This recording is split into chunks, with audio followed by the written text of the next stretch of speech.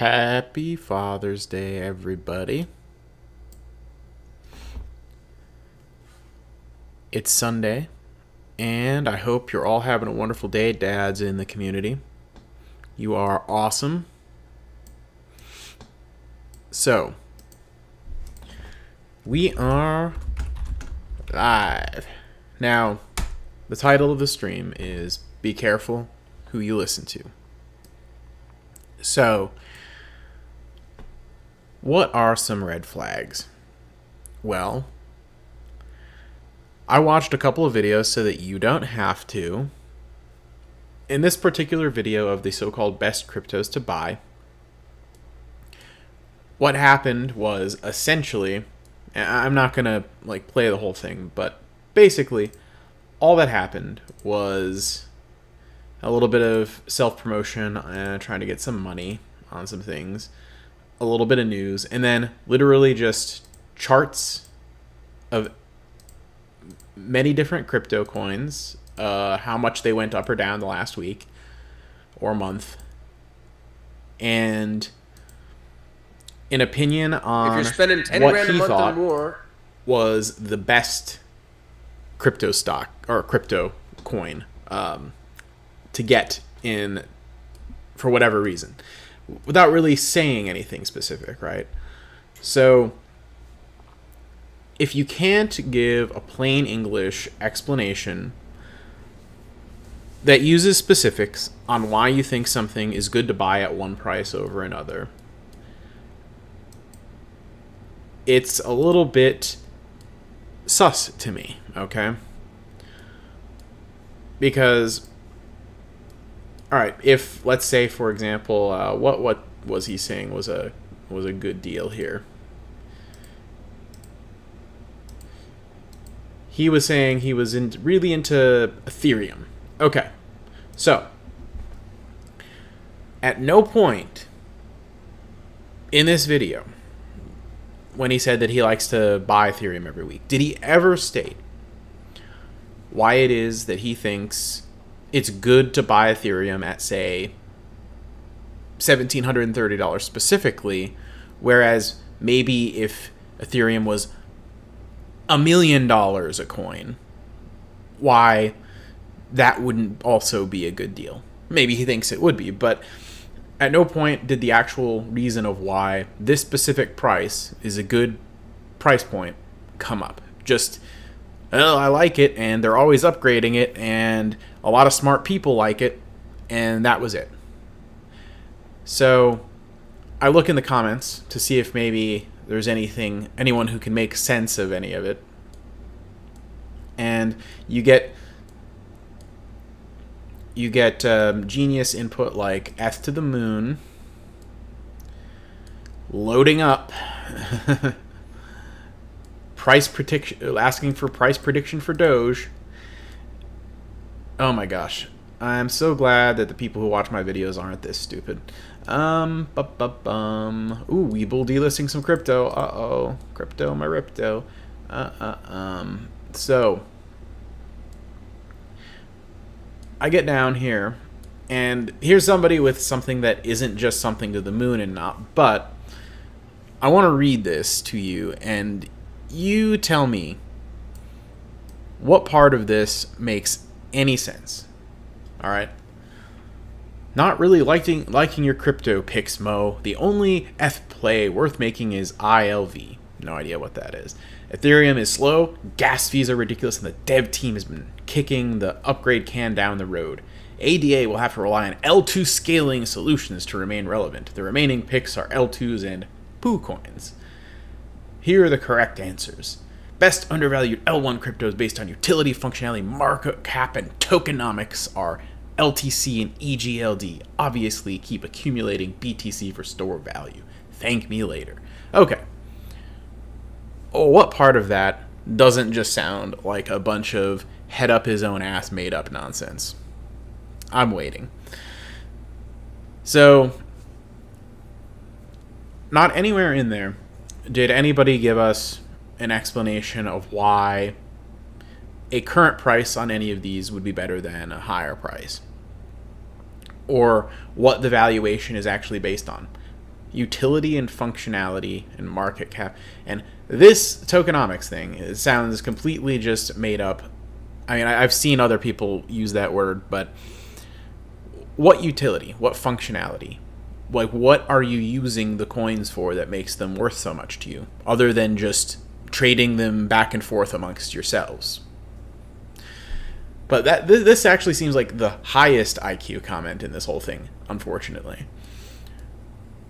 But either way, if somebody can't give you, one, a plain English explanation of why a certain price seems like a good value to them for an investment, and two, give you like specifics, but also in plain language that you can understand, or that they can break down into something that you can understand, I find it sus.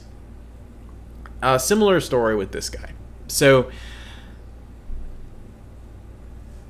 we have he goes over a number of different stocks that he bought at different points where he felt like it was a screaming deal, etc. But he doesn't really ever tell you why specifically buying, for example, Meta when he bought it. And I actually agree that Meta is a great stock, actually. But there's no explanation of why, specifically at the given price, Meta was a good deal, other than they're going to do great things. But there's no like specific pricing model, no discounted free cash flow. I don't think at any point anything except like a summary of some growth projections was ever brought up. But actual like financial statements, not really looked at. Again, no running discounted free cash flow, or examining price to book, or any other type of pricing model you might use on a different stock. Not that I would use price to book for something like a tech stock, but you get my meaning. It's just, oh yeah, I liked this at the price it was at because I thought it was going to go up. Basically, is what it comes down to. And I mean, back to the crypto thing. Like, imagine paying somebody $20 a month to basically pull up the weekly or monthly crypto chart and say, it went up 4% this week, I think it's a good crypto. It went down 0.5% last week, but that's nothing, don't worry about it. Hold and also buy more. It's going to the moon. It's a great crypto. Imagine paying somebody $20 a month for that. It just boggles the mind. I don't know how many people have signed up to this guy's stuff, but it kills me. And I guess it just goes to show that sometimes there's a lot more money in like sitting there and pretending like you know what you're doing and just enthusiastically talking with confidence about different things, and that gives you the air of like authority. And so people think that because he likes Ethereum that it's probably going to the moon, but no articulation on why the current price of that is good as an investment. And hey, I admit my own ignorance when it comes to cryptocurrencies and whatnot, but frankly, I just need something that's a better explanation than blockchain. Like, honestly, if you played a drinking game during this guy's video on crypto of taking a shot every time he said FUD or fear, uncertainty, and doubt, you would have been pretty buzzed by the end of that 20-minute video. And there was nothing really specific or explanatory, right? Now, when it comes to stocks, like, I can pull up a DCF calculation and, explain why, for example, I use a certain discount rate or, anything like that. I can say, hey, this is Altria Group. I'm using a 10% discount rate because it's a consumer staple and it has really stable free cash flow, and they pay the majority of it as dividends and use a lot of the remainder for buybacks. So it has a very predictable level of shareholder return. And hey, I don't think that they're going to grow their free cash flow at the rate they did the last 10 years. I think it's going to slow down probably something to mid to high single digits, and I'm going to bust them down for the low tangible book value due to the fact that they botched their deal with Jewel. And hey, look at that. I come up with a fair value of $51.32, meaning if you buy at the current price, you have a margin of safety of 14%. Therefore, I like Altria pretty much under $50. Pretty plain English. Pretty easy to understand. And you can disagree with some of the specific numbers and assumptions I'm making, but at least you can see how I got from A to B. Okay? But in a lot of cases, nobody really shares their reasoning with you. They just say, oh, you got to factor in all these things, and it's a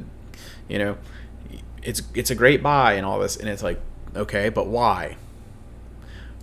What numbers are you using to support your valuation? What is your fair market valuation? How did you get from A to B? And you don't have to use, this specific calculator. There's other pricing models you can use, but at least show your work a little bit if you want people to take you seriously. And showing your work doesn't mean going like this and saying, oh, hey, look, this is Alibaba. Okay, it's up this month. I really like this stock. I think you should buy it because it's going to go up more. That's not analysis. That's not information. That's not insight. That's nothing. Okay? But that's basically what you're getting in a lot of cases. So, once again, plain English with specifics of how you got to A to B. Show your work. If somebody can't do that, hopefully your BS meter starts to go off a little bit. Let's see here. What I really want to do is get this into the Discord. Get some chatters.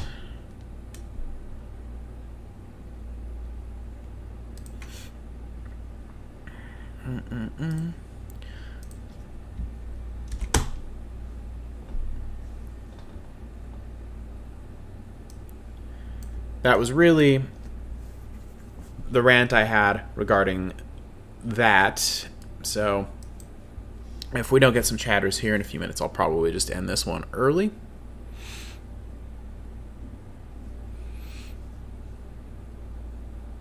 Oh, by the way, I want to wish everybody in the community a happy Father's Day, especially to any dads out there. You all are indispensable. Hopefully, you're teaching your kids the value of investing and also teaching them how to spot BSers when they're BSing. I think a lot of people, millennials and Zoomers, have grown up maybe without really being taught a lot of the real basics of this kind of thing, and they end up not knowing how to differentiate the wheat from the chaff, find good information versus bad, and they end up falling in as one of the 600,000 or 700,000 subscribers that go to these rando channels that speak with authority, and they get roped into making some pretty questionable choices. I would never encourage anyone to buy crypto coins.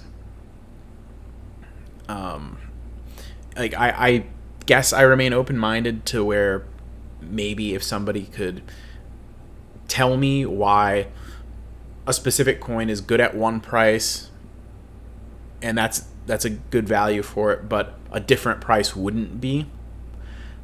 Like, if you can tell me the difference, like, value-wise, like, why Bitcoin's good at, say, $25,000, but it's not good at, say, $1 million, right? If you could explain that, I would be happy to hear it. But like I've talked to crypto people on Discord and asked them just very, very basic questions, and have not been able to get anything remotely like. Oh, we've got a notification.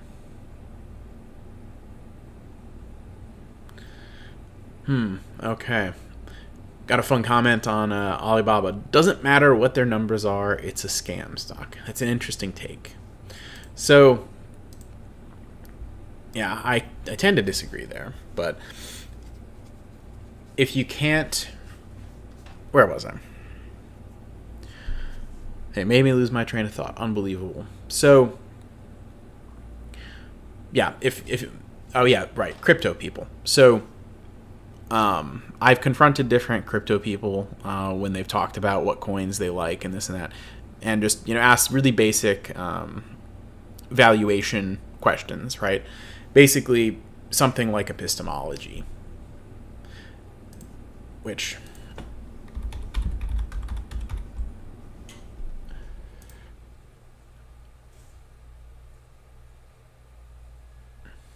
so epistemology is the investigation of what distinguishes justified belief from opinion.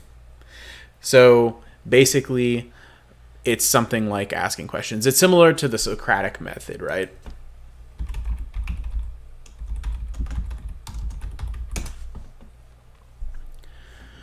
Cooperative, argumentative dialogue between individuals based on asking and answering questions to stimulate critical thinking and draw out ideas and underlying presuppositions. So this is a great way to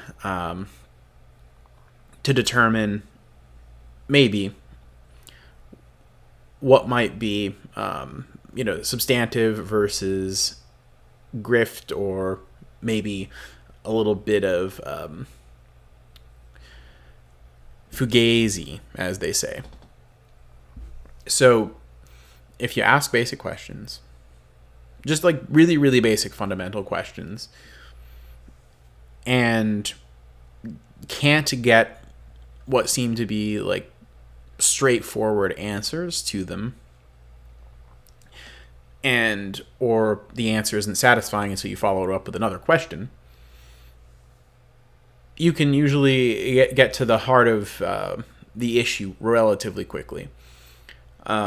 And you can use this with really anything where somebody is saying something, pontificating, as it were. You can ask very basic questions, and we're talking plain English here. You don't need to be an expert of any kind. And if they can't give you a satisfactory explanation, that's time to ask more questions. And you don't really see a lot of people asking questions. I've just noticed there's a troubling lack of skepticism in a lot of ways. People hear somebody come on animated and excited about this coin or that stock or whatever, and the excitement, the emotion, people get caught up in that, and they forget to just use their rational brain, basically. They kind of suspend their disbelief a little bit, and they don't go through the basic steps of examining it, questioning it, etc. That's how things like MLMs operate. Basically, every type of scam or scheme out there kind of plays on your more emotional side of what you want to believe. Like, everybody wants to believe that there's some really, really awesome secret trick that they can learn to get ridiculous returns on their investment and be rich and retire early and everything else. And the fact of the matter is, while it may be that the answers are simple, they're not always easy, right? Like, yeah, if you make sound conservative investments over a very long period of time, you will get a good return and make a lot of money. I think Warren Buffett has proven that to be true, right?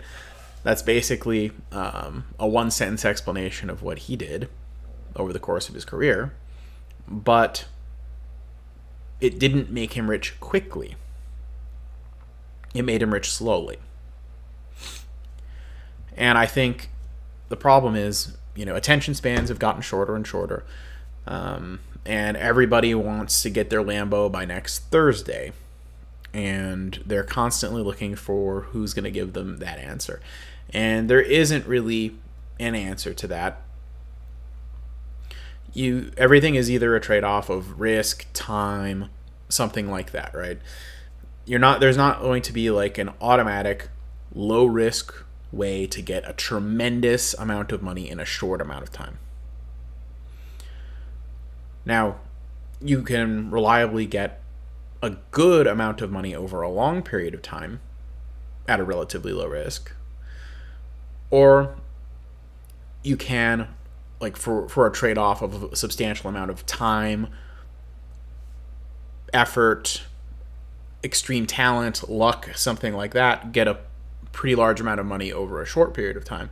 But, you'll either have to be extremely fortunate, extremely talented, or work at like a inhumanly harsh pace, or be like extraordinarily intelligent and inventive and like invent the next invent the next iPhone, basically. All right. So just once again, be a little bit more inquisitive. Don't be afraid to ask questions, and be careful who you listen to. Since we didn't really get much in the way of chatter, I'm going to call it here for the day. Happy Father's Day, everybody. Take it easy, and cheers.